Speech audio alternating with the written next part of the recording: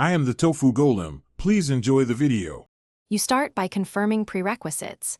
Your metal bat is upgraded, durability above 75%, and you've equipped any damage runes.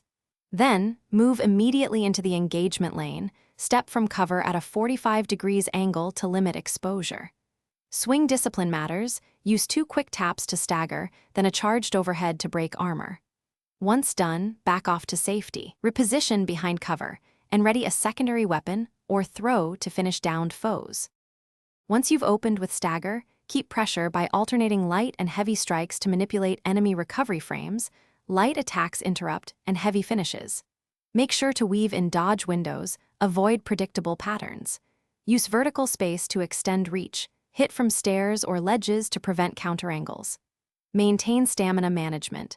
Don't let it drop below about 20% before attempting heavy combos, otherwise swings will fail. Make adjustments on the fly.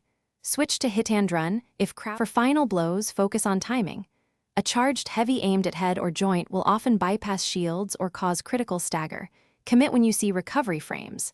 If the opponent blocks, feint with a short tap, then sidestep and counter. This breaks guard momentum. Make sure to repair bats between rounds and rotate backups. A fresh bat prevents surprise failure.